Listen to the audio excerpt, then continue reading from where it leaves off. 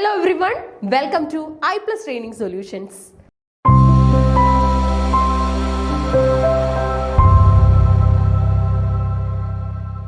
അപ്പോൾ ഇന്നത്തെ ക്ലാസ്സിൽ നമ്മൾ ഡിസ്കസ് ചെയ്യാനായിട്ട് പോകുന്നത് ലിംഗ്വിസ്റ്റിക്സിൽ നിന്നുള്ള ഒരു ഏരിയയാണ്. ഓക്കെ, സെറ്റ് ഇംഗ്ലീഷിന് സ്ഥിരമായിട്ട് ലിംഗ്വിസ്റ്റിക്സ് എന്ന് പറയുന്ന ഏരിയയിൽ നിന്ന് ചോദ്യങ്ങൾ വരാറുണ്ട്. സ്റ്റേറ്റ്മെന്റ് ആയിട്ടും നോർമൽ ക്വസ്റ്റ്യൻസും നമുക്ക് അപ്പിയർ ചെയ്യാറുണ്ട്. ഓക്കെ, അപ്പോൾ ഇന്ന് ലിംഗ്വിസ്റ്റിക്സിലെ ഒരു ഏരിയ നമ്മൾ തിരഞ്ഞെടുത്തിരിക്കുകയാണ് പഠിക്കാനായിട്ട്, ടാഗ് മെമിക്സ്. ഓക്കെ, ടാഗ് മെമിക്സ് എന്താണെന്ന് നമുക്കൊന്ന് നോക്കാം.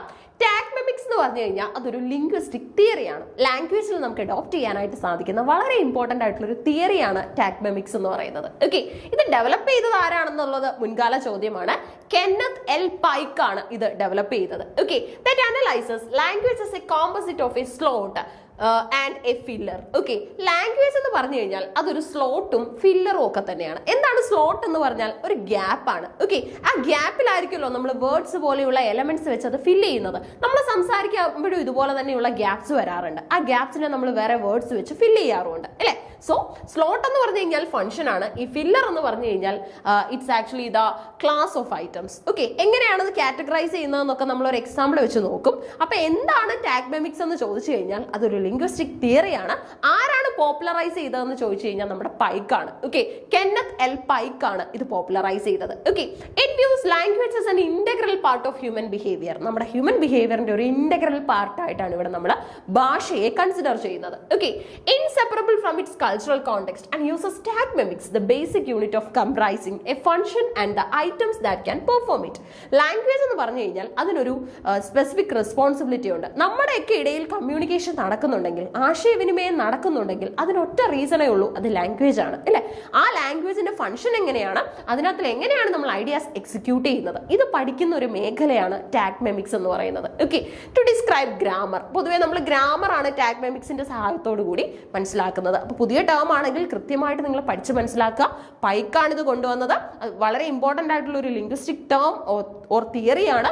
ഇനി അതുപോലെ തന്നെ ഇതിനകത്തിൽ നമ്മൾ എന്താണ് ചെയ്യുന്നതെന്ന് ചോദിച്ചു കഴിഞ്ഞാൽ സ്ലോട്ട്സിനെയും അതുപോലെ തന്നെ ഫില്ലേഴ്സിനെയും മനസ്സിലാക്കി എടുക്കാനാണ് നമ്മൾ ശ്രമിക്കുന്നത്. ഓക്കെ, ഇനി അതുപോലെ തന്നെ ഇതിനകത്ത് കുറച്ച് കീ കോൺസെപ്റ്റ്സ് വരുന്നുണ്ട്. എന്തൊക്കെയാണെന്ന് ചെക്ക് ചെയ്യാം. നോക്കിക്കേ, ടാഗ് മീം എന്ന് പറയുന്ന ഒരു ഐഡിയ വരുന്നുണ്ട്. The fundamental unit of tagmemic analysis. ഇപ്പൊ നമ്മൾ സൗണ്ടിന്റെ സ്മോളസ്റ്റ് യൂണിറ്റിനെ ഫോണീം എന്ന് പറയും, വേർഡിന്റെ സിലബിളിന്റെ സ്മോളസ്റ്റ് യൂണിറ്റിനെ നമ്മൾ മോർഫീം എന്ന് പറയും അല്ലെ? ഇതുപോലെ നമ്മുടെ ടാഗ് മെമിക്സിന്റെ സ്മോളസ്റ്റ് യൂണിറ്റിനെയാണ് നമ്മൾ ടാഗ് മീം എന്ന് പറയുന്നത്. Tagmeme, okay, which consist of a grammatical function or slot and the class of words or fillers that can occupy it. അപ്പൊ അങ്ങനെയുള്ള ഗ്യാപ്പുകളെ, അങ്ങനെയുള്ള സ്പെസിഫിക് ഗ്യാപ്പുകളെ നമ്മൾ ഫില്ലേഴ്സ് യൂസ് ചെയ്തിട്ടാണ് ഒക്കുപ്പൈ ചെയ്യുന്നത്. Okay, for example, noun as subject is a tagmeme where the subject is the slot and noun is the filler അല്ലെ? നൗണിനെ സബ്ജക്റ്റ് ആയിട്ട് എടുക്കുന്ന സമയത്ത് സബ്ജക്റ്റിനെ നമ്മൾ സ്ലോട്ട് ആയിട്ടും എടുക്കും, നൗണിനെ നമ്മൾ അവിടുത്തെ ഫില്ലർ ആയിട്ടും എടുക്കും അല്ലെ? ഇങ്ങനെയുള്ള പോയിന്റുകളാണ് നമ്മൾ ചെയ്യുന്നത്. അപ്പൊ കുറേ ജോലികൾ നമ്മുടെ ലാംഗ്വേജിൽ ചെയ്യാനുള്ള ഒരു ഐഡിയ ആണ് ശരിക്കും പറഞ്ഞാൽ ടാഗ് മെമിക്സ് എന്ന് പറയുന്നത്. Okay, function and class exist ചെയ്യുന്നുണ്ട്. Tagmemics focus on the relationship between a grammatical function and the words or phrases that can fulfill that function. ഇല്ലേ, ഓരോ ഫംഗ്ഷനും ഫുൾഫിൽ ചെയ്യുന്നതായിട്ടുള്ള ചില വാക്കുകളുണ്ട്, ചില ഐഡിയാസ് ഉണ്ട്. അതിനൊക്കെ നമ്മൾ കണക്ട് ചെയ്താണ് ഇവിടെ പറയുന്നത്. ഇനി നമുക്ക് എമിക് ആൻഡ് എറ്റിക് ഡിസ്റ്റിങ്ഷൻ എന്ന് പറയുന്ന ഒരു ഐഡിയ ഉണ്ട്. ഇതെന്താണെന്നൊന്ന് ചെക്ക് ചെയ്യണം കേട്ടോ, സിഗ്നിഫിക്കന്റ് ആണ്. Similar to how phonology distinguishes phonemes. സൗണ്ടുകളെ വേർതിരിപ്പിക്കുന്നത് ഫോണീംസ് ആണ് അല്ലെ? ആൻഡ് അതിനകത്ത് തന്നെ അലോഫോൺസ് ഒക്കെ വരുന്നുണ്ട്. Tagmemics apply a similar distinction at higher level of analysis where the contextually conditioned synonyms are considered different instances of a single tag meme. അല്ലേ, നമ്മുടെ സിനോണിംസ് എന്ന് പറഞ്ഞാൽ എന്താണ്? വാക്കുകളുടെ പര്യായങ്ങളാണ്. ആന്റോണിം ഓപ്പോസിറ്റും സിനോണിം പര്യായവുമാണ് അല്ലെ? അപ്പൊ ഇങ്ങനെയുള്ള ഒരേ സിറ്റുവേഷനിൽ നമുക്ക് വ്യത്യസ്തമായിട്ടുള്ള വാക്കുകൾ കൊണ്ടുവരാൻ സാധിക്കും. വാക്കുകൾ സിമ്പിൾ ആക്കണോ, കോംപ്ലക്സ് ആക്കണോ, കോമ്പൗണ്ട് ആക്കണോ സെന്റൻസുകൾ എന്ന് തീരുമാനിക്കുന്നത് സ്പീക്കറാണ് അല്ലെ? സോ അത്തരത്തിലുള്ള വേർഡിന്റെ ഒരു പ്ലേ തന്നെ നമുക്ക് ഇവിടെ നടത്താനായിട്ട് ടാഗ് മെമിക്സിലൂടെ സാധിക്കാറുണ്ട്. ആപ്ലിക്കേഷൻ എന്താണെന്ന് ചോദിച്ചു കഴിഞ്ഞാൽ ഇത് ഡെവലപ്പ് ചെയ്തത് 1950കളിലാണ്. It was particularly useful for describing the grammar of language and that were previously unrecorded. Okay, നേരത്തെയൊക്കെ നമ്മൾ ലാംഗ്വേജിന് അത്ര ഇമ്പോർട്ടൻസ് കൊടുത്തില്ലായിരുന്നുവെങ്കിൽ ടാഗ് മെമിക്സ് വരുന്നതോടുകൂടി ആ പ്രാധാന്യം നമ്മൾ കൂട്ടിയെടുക്കുകയാണ്. Okay, it can be used for grammatical analysis and it also applied in interdisciplinary settings to understand how language functions within the broader context of human behavior and culture. Culture അല്ലെ.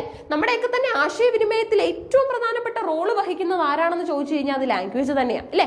ലാംഗ്വേജിനോളം വലിയ role മറ്റൊന്നും play ചെയ്യുന്നില്ല. കാരണം നമ്മുടെ ഇടയിൽ എന്തെങ്കിലുമൊക്കെ exchanges നടക്കുന്നുണ്ടെങ്കിൽ അത് language ഉള്ളത് കൊണ്ട് മാത്രമാണ് അല്ലെ. സോ ലാംഗ്വേജ് എന്ന് പറഞ്ഞാൽ അത്രയും സ്പെഷ്യാലിറ്റിയോട് കൂടി തന്നെ നമ്മൾ ട്രീറ്റ് ചെയ്യേണ്ട ഒരു എൻറ്റിറ്റിയാണ്. ഓക്കെ, ഇനി നമ്മൾ ഇതിനെ ഒന്ന് മനസ്സിലാക്കുകയാണ് കുറച്ച് എക്സാമ്പിൾ സപ്പോർട്ടോട് കൂടി. സെന്റൻസ് ലെവലിൽ നമ്മൾ ടാഗ് മെമിക്സ് അപ്ലൈ ചെയ്യുകയാണ്, എങ്ങനെയാണെന്ന് ശ്രദ്ധിക്കണം കേട്ടോ. തിയറി പഠിച്ചു, ഇനി നമ്മൾ അതിന്റെ ആപ്ലിക്കേഷൻ ആണ്. സെന്റൻസിൽ ഷീ സോ ജോൺ എന്നുള്ള ഒരു സെന്റൻസ് ഉണ്ട് അല്ലെ. She so John. ഈ ഷീ എന്ന് പറയുന്നത് ഒരു പ്രോനൗൺ ആണ്. സോ എന്ന് പറയുന്നതിനെ നമുക്കൊരു വെർബായിട്ട് എടുക്കാം. ജോണിനെ നമുക്ക് ഇവിടെ ഒബ്ജക്റ്റ് ആയിട്ട്, അല്ലെങ്കിൽ ജോൺ ആണ് ശരിക്കും പറഞ്ഞ ഇവിടുത്തെ മെയിൻ ക്യാരക്ടർ. അവൾ ജോണിനെ കണ്ടു എന്നുള്ളതാണ് അല്ലെ. സോ ടാഗ് മീം നോക്കാനാണെങ്കിൽ സബ്ജക്റ്റ് ആയിട്ട് ഷീ ഉണ്ട്. ഷീ ഒരു പ്രൊനൗൺ ആണ്, നമ്മൾ അവിടെ ഒരു ഫില്ലർ ആയിട്ട് സ്ലോട്ടിൽ ഉപയോഗിക്കുന്നുണ്ട്. വെർബായിട്ട് നമുക്ക് സോ ഉണ്ട്, അതൊരു ട്രാൻസിറ്റീവ് ആയിട്ടുള്ള വെർബും കൂടെയാണ് അല്ലെ.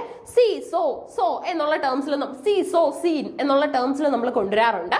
ഇനി അതുപോലെ തന്നെ ഒബ്ജക്റ്റ് ആയിട്ട് ഇവിടെ ജോൺ ഉണ്ട്. ജോൺ എന്ന് പറഞ്ഞ ഒരു നൗൺ ആണ് ഫില്ലിംഗ് ദ ഒബ്ജക്ട് സ്ലോട്ട് അല്ലെ. അപ്പൊ ശരിക്കും പറഞ്ഞാൽ ഇവിടെ 3 സ്ലോട്ടുകൾ നമ്മൾ വെക്കുന്നുണ്ടെങ്കിൽ അല്ലെ, 3 സ്ലോട്ടുകൾ വെക്കുന്നുണ്ടെങ്കിൽ ഒരെണ്ണം നമ്മുടെ എന്താണ് വെർബ് സ്ലോട്ട്, അതുപോലെ തന്നെ നമുക്ക് ഇവിടെ നമ്മുടെ നൗൺ സ്ലോട്ട്, ഒപ്പം തന്നെ സബ്ജക്ട് സ്ലോട്ട് വരുന്നുണ്ട് അല്ലെ, ഒബ്ജക്ട് സ്ലോട്ട് വരുന്നുണ്ട്. SVO ഓർഡർ എന്ന് പറയുന്ന പാറ്റേൺ ആണ് നമ്മൾ എല്ലാ സെന്റൻസുകളിലും ഫോളോ ചെയ്യുന്നത്.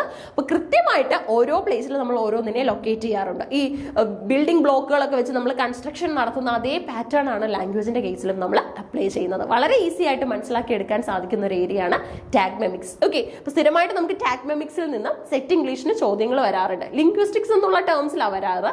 ലിംഗ്വിസ്റ്റിക്സ് പഠിക്കാനുള്ളത് കൊണ്ട് തന്നെ ഇത്തരത്തിലുള്ള ആപ്ലിക്കബിൾ ടേമുകളെല്ലാം മനസ്സിലാക്കി എടുത്ത് പോവുക എന്നുള്ളത് നമ്മുടെ റെസ്പോൺസിബിലിറ്റിയാണ്. ഉറപ്പായിട്ടും ഇതും നിങ്ങളുടെ ഒരു എക്സിസ്റ്റിംഗ് നോളജിലേക്ക് ആഡ് ചെയ്യുക. Keep learning. Thank you.